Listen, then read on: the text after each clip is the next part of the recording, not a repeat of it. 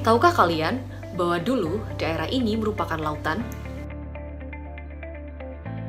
Hah, laut? Kok bisa? Padahal nggak ada airnya loh. Yuk kita bahas. Planet yang kita tinggali ini sudah terbentuk sejak 4,5 miliar tahun yang lalu. Bukan waktu yang singkat pastinya. Dan tentu sudah banyak peristiwa yang terjadi, salah satunya adalah peristiwa geologi. Berdasarkan skala waktu geologi, kita sekarang hidup pada kala Holosen.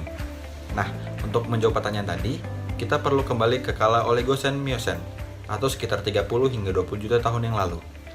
Area Talun yang berada di Kecamatan Bayat, Kabupaten Klaten, dahulunya berada di lingkungan kipas laut dalam atau submarine vent. Lebih spesifiknya lagi, berada di bagian lobe atau cuping kipas. Selain itu, area Talun juga mendapat pengaruh dan kontrol dari aktivitas vulkanik. Peristiwa tersebut terekam dalam susunan batuan yang berada di area Talun. Endapan submarine vent terjadi ketika proses sedimentasi laut yang menuruni lereng laut karena dipengaruhi oleh proses gravitasi bumi. Sebagai hasilnya, terendapkan satuan batu pasir menghalus ke atas disusul oleh satuan batu lanau. Hubungan antara pengendapan batu pasir menghalus ke atas dan batu lanau memiliki hubungan saling menjari. Aktivitas tektonik memunculkan gunung berapi di sekitar area penelitian. Hal ini ditunjukkan melalui kehadiran lapisan batuan dengan material vulkanik di dalamnya, yaitu tuff. Satuan ini digambarkan dengan warna merah muda, yaitu satuan batu pasir tufan berlapis yang hadir menjari dengan satuan batu lanau. Jadi teman-teman semua, ada sesuatu yang menarik nih di daerah pemetaan kali ini, yaitu adanya lava basalt yang muncul di daerah tersebut.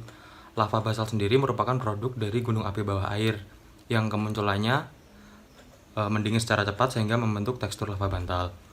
Nah, lava bantal itu sendiri digambarkan menyisip di antara batu pasir dan batu lanau dalam kolom stratigrafi seperti di atas. Kemudian, kehadiran lava bantal di daerah tersebut masih merupakan sebuah misteri ini, karena belum ada studi literatur yang membahas secara spesifik mengenai lava bantal di daerah Talun tersebut.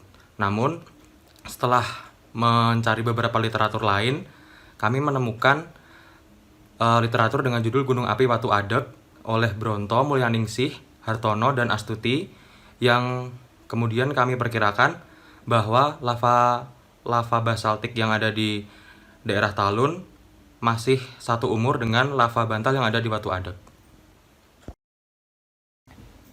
Proses endogen lain yaitu aktivitas tektonik yang mengakibatkan deformasi pada area Talun. Dari analisis data rekonstruksi struktur, terdapat gaya berarah tenggara barat laut yang bekerja pada area ini. Nah, sebagai hasilnya, susunan batuan tersebut menjadi terangkat, termiringkan, dan terlipat. Rekonstruksi yang telah kami lakukan pada kemiringan batuan tersebut menunjukkan adanya indikasi struktur lipatan yang bersifat regional. Pada rekonstruksi struktur yang sudah kami lakukan, gaya yang sama menghasilkan sesar geser di bawah permukaan bumi, yang mana menghasilkan sesar ataupun struktur geologi minor berupa adanya struktur sinklin, antiklin, dan juga sesar geser ataupun sesar turun. Nah, dari bentukan struktur geologi yang ada membentuk suatu bentukan bernama negative flower structure yang memiliki arah gaya dari arah tenggara menuju barat laut.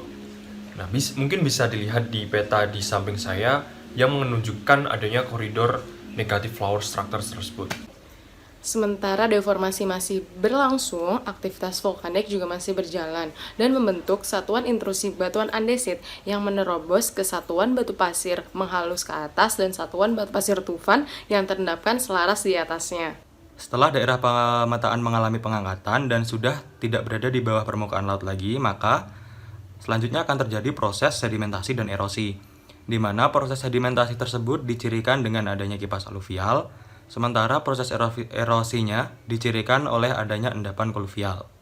Nah, semua aktivitas yang tadi telah dijelaskan itu membentuk morfologi yang sekarang dapat kita lihat di permukaan bumi. Nah, morfologi inilah yang nantinya akan mengontrol pola penyaluran yang terbentuk. Rekonstruksi ini kami dapatkan dari data lapangan yang kami tampilkan pada peta lintasan litologi dan kolom stratigrafi. Berdasarkan prinsip sedimen dengan hukum superposisi dan original horizontality, dibentuklah susunan batuan dari yang paling tua hingga paling muda. Dari situlah dapat dibentuk 10 satuan litologi atau batuan yang ditunjukkan dengan warna yang berbeda tiap satuannya. Tiap satuan dengan susunan stratigrafi tersebut dapat mencirikan lingkungan pengendapan tertentu.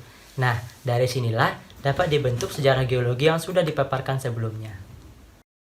Data dianalisis dengan bantuan peta topografi sehingga menghasilkan peta geologi dengan 10 satuan batuan dengan penyebarannya sebagai berikut.